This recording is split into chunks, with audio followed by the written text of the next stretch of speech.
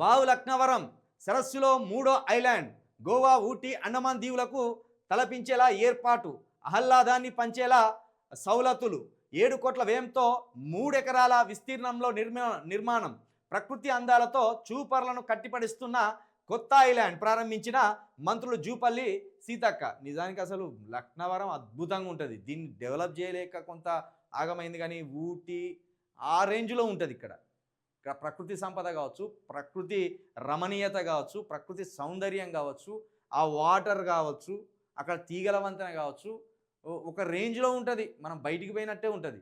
మనలు సరిగ్గా మన దగ్గర ఉన్న సరస్సులను కావచ్చు, చెరువులను కావచ్చు, లేకపోతే విడిది కోసం మనం వెళ్ళే విహారయాత్రల కోసం ఇక్కడికి వెళితే వాళ్ళు అన్ని సౌకర్యాలు కల్పించి అద్భుతంగా చేస్తే మనం ఎక్కడికి పోవాల్సిన అవసరం లేదు.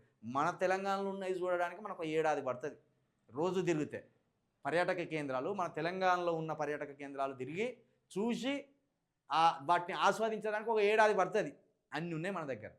కాకపోతే మన వాళ్ళు డెవలప్ చేయలేక అట్లా ఆగిపోయింది. మొత్తానికైతే ఇప్పుడు సరస్సులో 3వ ఐలాండ్ కడతానట. అంటే ఇంతకుముందు 2 కట్టినట్టే ఇప్పుడు 3వది ఉన్నదట. కాబట్టి దీన్ని ఇంకా డెవలప్ చేయాలి. రామప్ప కావచ్చు, లక్నవరం కావచ్చు, 1000 స్తంభాల గుడి కావచ్చు, లేకపోతే భద్రకాళి టెంపుల్ కావచ్చు, వరంగల్లోనే ముఖ్యంగా ఆ కోట వైభవం కావచ్చు, లేకపోతే ఆ మడికొండలో ఉన్న మెట్టుగుట్ట కావచ్చు, ఇవన్నీ పర్యాటక కేంద్రాలు. ఇవన్నీ ఇటు వస్తే అక్కడ మన జనగాం దగ్గర ఒకటి ఉన్నది, కొలన్పాక, అదొకటి కావచ్చు. ఇవన్నీ అద్భుతంగా ఉంటాయి.